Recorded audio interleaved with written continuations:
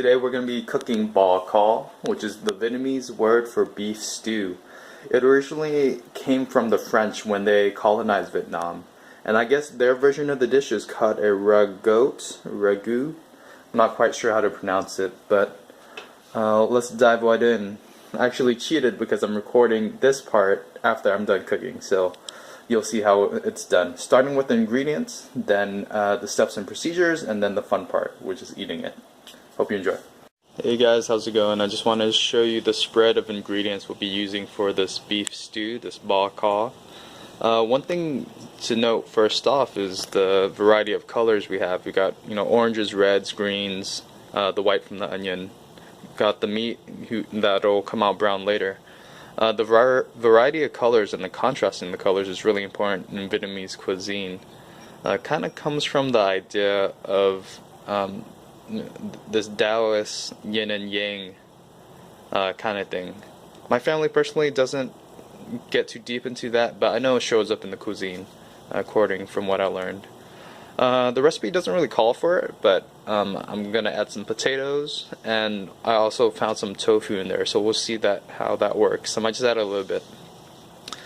So just to go over things, there's this is just some bay leaves, which the bay leaf and this lemongrass is really important. So we got this lemongrass from my backyard. We grow it back here. Both of these add a really unique flavor profile to this dish, along with the star of anise. I'm not quite sure what that is. I'm sure it's some kind of dried flower or dried seed. I guess I'll look it up for you later. But other than that, we have regular varieties of vegetables, carrots, tomatoes, onions, perfect and everything. The brown sugar is going to caramelize around the beef that we're using. And we got this Chinese 5-spice, which I've never used before. But that's what the recipe calls for. Speaking of what the recipe calls for, I'm not too familiar with my beef cuts, but it called for beef chuck. When I asked the Sprouts person, they didn't have that in the back, and so I just grabbed this generic beef stew meat. I'm sure it'll be fine.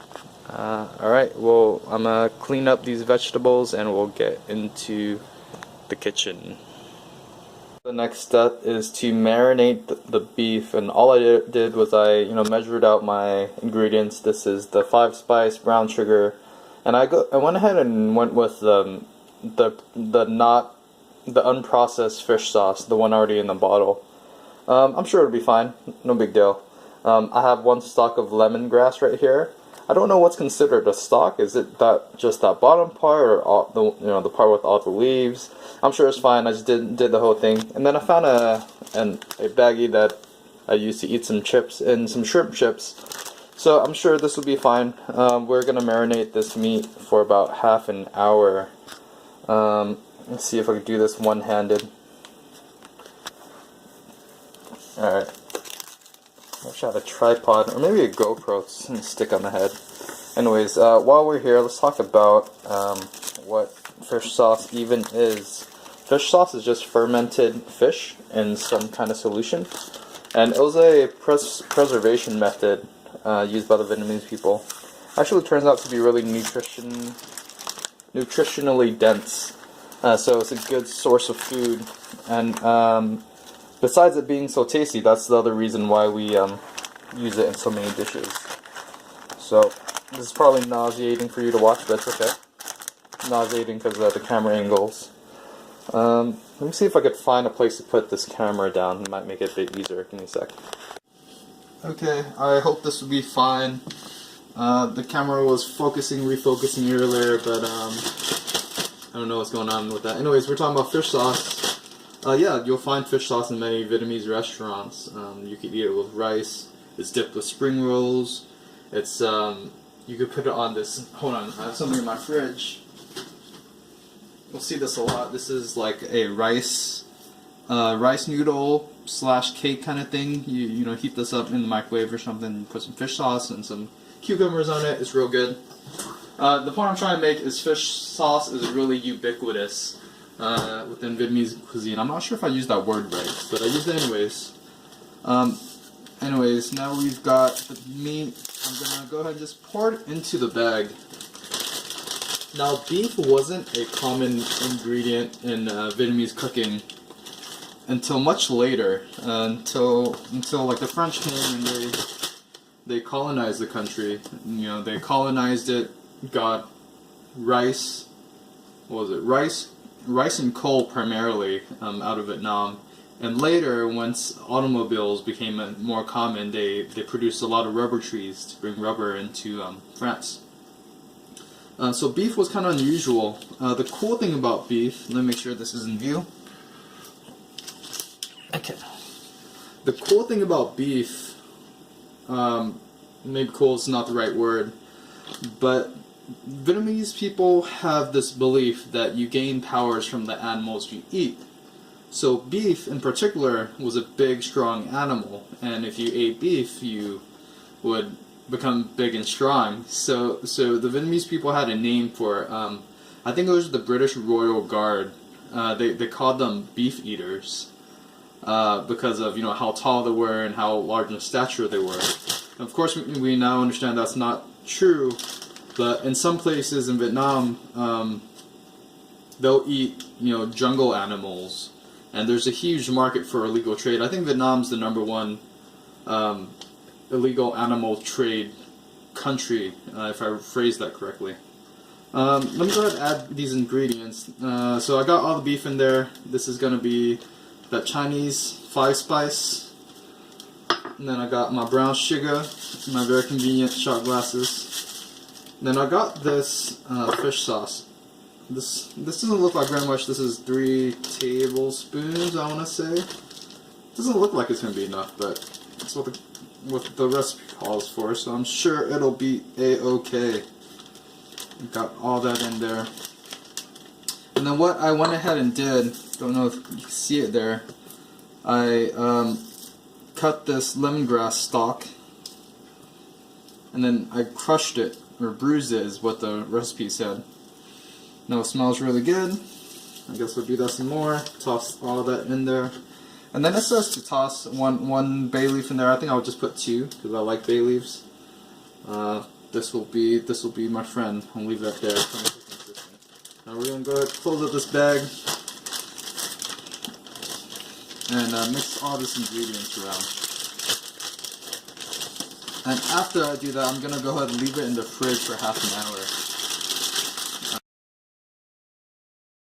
Hey, we're back. I forgot to add another ingredient, and that is some ginger. We keep ours frozen in the freezer. This goes into the marinade as well, so I got some of those strips of ginger, just kind of minced it up and tossed it in the bag and mixed it up a little bit. Next up, I'm just going to prepare some of my veggies. I already washed and de-stickered these guys.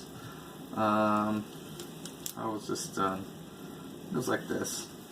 So I really like my onions. I don't know what the recipe calls for, but I'm going to toss this whole onion in there. You might hate me for not using this outer peel. I've just never used it. I think it's kind of strange. Not strange. I don't know. Like I was always under the impression that you should not use this top layer of the onion, the most superficial layer of the onion. The layer of the onion that isn't really the onion that's inside, but it's the onion that's on the outside. It's the fake onion. Alright, enough of that. I'll put this on the side, I'll clean that up later. Don't know what it actually calls for, but let's see. I would probably like, I think we'll make slices of this. Yeah, slices are probably fine. Fairly thick slices, I think, would be fine for my purposes. Yeah, something like that.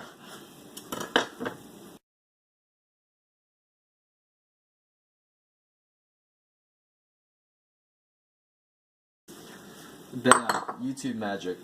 Got a bowl in a second. Leave these all in here. Now, next up, we're gonna dice some tomatoes. So tomatoes will serve as kind of like the stew's base. you know, I don't really know my culinary terms. These are just my, you know, layman terms for cooking. So we've got these tomatoes. I've never diced tomatoes before, so this is gonna be a learning experience. And we need to make 2 cups, and I have 4 tomatoes. So I think by the last tomato, I'll be very proficient. So I'm gonna go ahead and do that. This is already nice and sharp.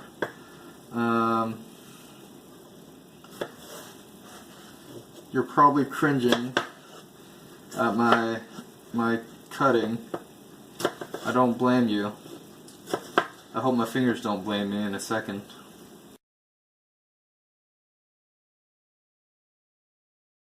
So, I don't know. Does this look like 2 cups to you?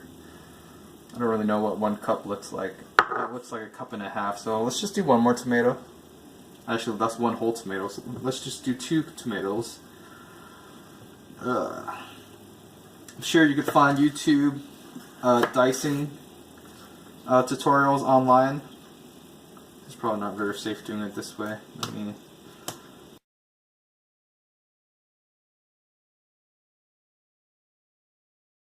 But I'm just gonna cut them in, like, I don't know, maybe 1-inch chunks, something like that, just enough so that it cooks through and cooks through about the same time the meat does.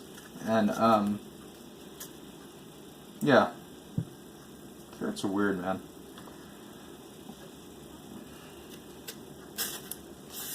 Yeah, carrots are weird. Like, learning in this class, you know, we learned that the part that we eat is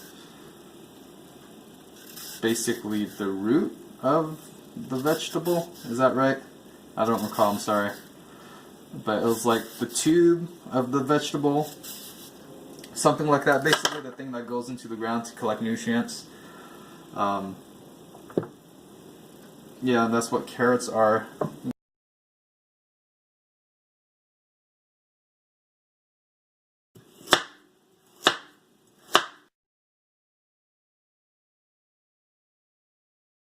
Okay, so you guys know that thing in your house that you never use, but you don't know where you got it from, but you have it laying around just in case you ever did need it? Well, that's what I got right here. I somehow got this phone clamp thing to record, but anyways, this is good timing. So this has been marinating for the half hour. You know, I got my vegetables, everything all ready. Next thing what we're going to do is we're going to sear the meat. Let me make sure this is recording. Yes. Alright, next thing we're going to do is sear the meat. We're going to get a whole bunch of olive oil or some kind of vegetable. I guess any kind of oil could work. Probably not. You guys could correct me. I'm pouring a lot of olive oil down there. Ooh, it's dripping all over the place. It's okay, it's fine. It's not going to work out. I've got olive oil in there. I'm going to let this heat up, get real hot. And also, when you're cooking, you should always, always, always be using your little, your duct ventilations. I'm not doing that because I love you guys and I want you to be able to hear me. Just because cooking releases lots of fumes, especially if you're using a gas burner. You should definitely be using your hood every time you cook. So, yeah. So, we got this marinated all nicely. It was in the fridge. See how that looks? It doesn't look too great. There you go. It's in the baggie here. Olive oil heating up. This is basically the cooking part, I guess. All the other stuff was prepping. This is the actual cooking part. It's only going to take me like 15 minutes, 20 minutes, and after that we're going to let the stew. Yeah. So since we sear the meat, I probably should have said this earlier, but you want like 1.5 inch cubes of beef, whatever beef you choose to use. See some smoke. Oh, there you go. And you want to keep the bay leaves and oh, this is taking way too long. Oh, this is too much oil. Don't use that much oil. Ouch. Roll down my sleeves for a sec. I'm basically stir frying these pieces of meat. Oh wow. Ouch. One hit my. Don't use this much oil, alright? Maybe I'll pour some out or something when I'm done. And it says to quickly sear the meat. I think this is what searing means.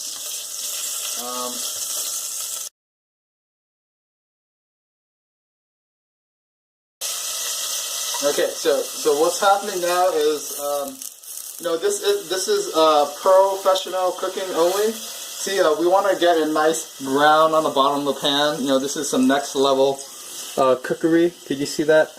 There it is. Get some nice browning at the bottom of your pan. Don't actually burn your pan. Whoever you share cookware with will be not very happy. No, I was planning to talk about stuff while I was cooking this, but it's not that easy. No, have a bit more respect for those TV cooks.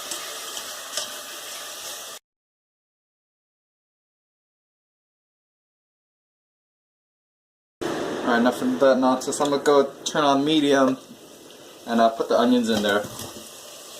Ooh, I love onions. Oh, let me break you apart a bit. Maybe do this part earlier. So we're going to cook them until they get translucent. Maybe we'll turn on one level fan. We could compromise.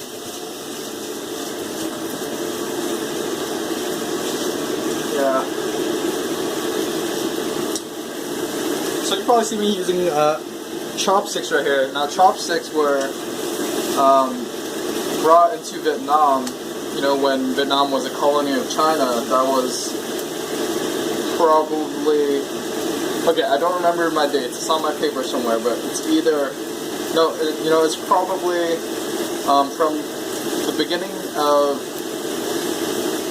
the millennium, not this millennium, so basically around zero-ish, 0 AD or BC, whatever, to about 1,000 years after that. Vietnam was a Chinese colony. And as a result, there's a lot of immigrants that came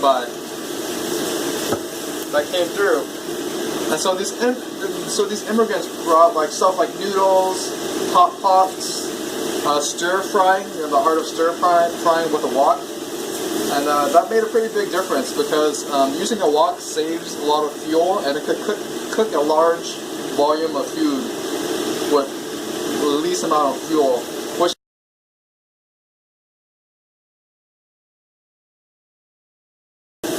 Yeah, so I was talking about those jungle meats earlier, the jungle food. Those are animals like tigers and monkeys. These are animals that are thought to have a lot of energy, vital energy. So you eat them, and your wife's happier. So it's mostly a male thing. Like men would eat jungle meat. And along the same lines, that's kind of where the stereotype that Vietnamese people eat dogs comes from. Yeah, most Vietnamese people will not eat dog. But, this is kind of a different reason from the Western perspective. In the Western world, we see dogs as pets. It's like, why would you want to eat your pet? That's horrible. Whereas in Vietnam, the reason why we don't eat dogs, number one, because of the Buddhist culture there. Buddhists, according to this one guy, Buddhists feel that dogs are really dirty animals because they eat their own poop, and they're also highly incestuous. So because of that Buddhist thought, most people wouldn't eat dogs. It wouldn't make sense to them. Another group would be farmers. Farmers don't see their dogs as pets. They see them as work animals, kind of like their oxen. And they're working side by side with the animals. So to eat a dog would be really unusual. So where that dog eating stereotype comes from, because it does happen, it's mostly comes from the Chinese influence. Because Chinese people believe dog meat is an aphrodisiac, and so you'll see it more common. You'll see dog eating more common in northern Vietnam amongst men. And it occurs more in the north for two reasons. It's because, hold on, let me add something. Yeah, it's so hard to talk and cook out at the same time. Alright, so I got those onions, they're getting nice and translucent. I'm gonna start adding these tomatoes. And this will start the stew process, the actual, where the beef stew comes from. I could probably cut those a little bit smaller, probably should have, but it's okay. It'll all work out. So yeah, dog eating occurs more in the north because it's closer to China, so you got more Chinese influence, but also because when the communists took over, they are an atheist, they promote atheism. And so up north, there wouldn't be as many Buddhists, so there wouldn't be any stigma towards eating dogs, so you know, it's fairly, I'm not sure if it's fair to say it's fairly common there, but it does happen. So I don't really think about this, but you should add a lid after you put the tomatoes in, so that water doesn't evaporate and you end up with more of a stew. If it's too dry, if the stew is too dry a little bit later, go ahead and add some more water. And you know, we definitely should have a class on keeping pots and with their associated lids together. Yeah, this is all I could find. Alright, it's been about like 10 minutes or so. Looks more or less stewy to me. Here, I'll show you. I don't know if you could see that. Looks pretty stewy. But what I'm gonna go ahead and do anyways is go on to the next step, because it doesn't look dry, there's still water in there. It's basically to add the rest of the beef, put back in the bay leaves. I guess all that marinade stuff could go back in too. I'm sure it'll be fine. So all that marinade stuff goes back in. Add in that star of anise, or star of anise, whatever you want to call it, or whatever it's actually called, I don't know.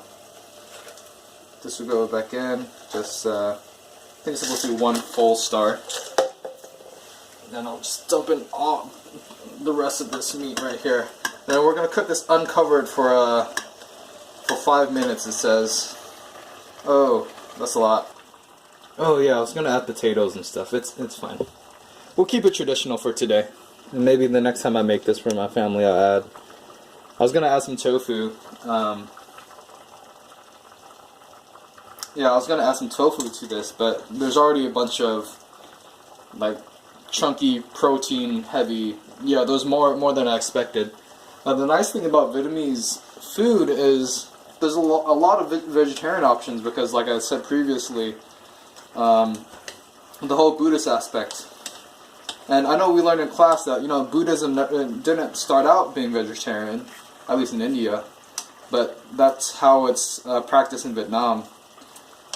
And I'd say most Vietnamese people have had some kind of vegetarian dish.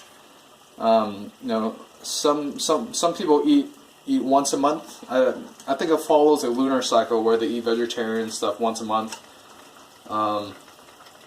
or at least once a year. And I know they sometimes do it for funerals and stuff, where you'd eat vegetarian stuff. And it's pretty good stuff. Like, they make some really good meat substitutes. There's if you guys want a recommendation, there's a good place called Tofu Kum Chai. It's on Santa Clara and I think 9th Street. Might be 8th Street. But pretty popular place. Pretty well known amongst the Vietnamese community. But it's a good vegetarian place if you want to, you know, impress your friends or something. So I guess it's been just about 5 minutes. You're supposed to cook it 5 minutes uncovered. Now I'm gonna add 3 cups of water to it. This isn't 3 cups. This is, I don't know. Now let's find out how much this is, so I can have a frame of reference next time. So this is gonna be, yeah. So that's just about 2 cups. So here goes 1. So we're gonna let it simmer. So it just went to a boil. I just turned the heat down. We're gonna let it simmer for like an hour 15 minutes, and then we'll add the carrots and let it simmer for another hour or so. So now is a good time to, I guess, finish up writing my paper. Question though, when I simmer, should I be using the lid or not? I figure I'll just go halfway, and I have the lid kind of elevated, so there's some airflow, some stewing going on, but I think it'll be okay. So we'll see you in an hour. When it's been about an hour and 15 minutes, so let's take a look at our product. Looks like that. Probably would have been helpful if I showed you it before, but that looks pretty good to me, I guess. I wouldn't know. Taste it. I mixed it up a little bit while we're gone. I also scummed out the bubbly stuff that comes out. Alright, moment of truth. So I think it just finished cooking, and I wish you guys could smell what it smells like here, because it smells really good. So when serving, you're supposed to take out the lemongrass and the bay leaf and the star of anise, but I think I'm just gonna leave it in there, because I'm not really serving it to anyone too picky. I've got some people over in a little bit, they'll try it out, but right now I've got a little sampler bowl. And it's been a long time since I had anything like this. So,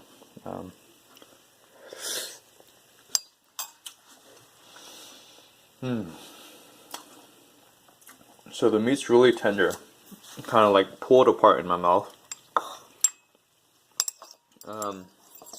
The soup is, or the stew part is what I remember it to be. Sure, it is good. I think I'm gonna leave it on the heat for a little bit longer, but otherwise the flavor is mostly right. And to serve this, you would serve it with baguettes.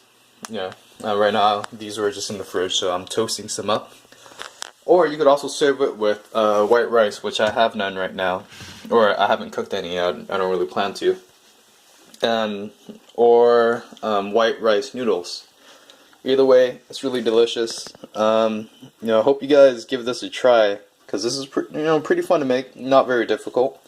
It's a lot of time just kind of letting it stew in its own. I've had other varieties where the sauce is much more, or the stew is much more thick. You see, this is very soupy, which is fine. But yeah, I mean, this is Vietnamese bò kho, and thanks for joining me on this adventure. Next time we'll be trying to change this up a little bit. Maybe add some other vegetables and tofu or something. Anyways, bye-bye. This is how we're gonna eat this bò kho, right? So this is totally unscripted. One way to serve it, I mentioned earlier, we could use baguettes, or we could use white rice, or you use like white vermicelli noodles. Here's my friend here. He's gonna go and dig into the first scoop. He's gonna scoop this. Alright, so here's an example of good communal eating that's common in in Vietnamese communities. Oh, and look at that, beautifully he offers it to the next person. Usually the young people would offer it to the elder first, but in this case this is just a table full of faux pas. I don't know how old I am. Yeah. Alright, thanks a lot for listening, and go make some good food. Yeah.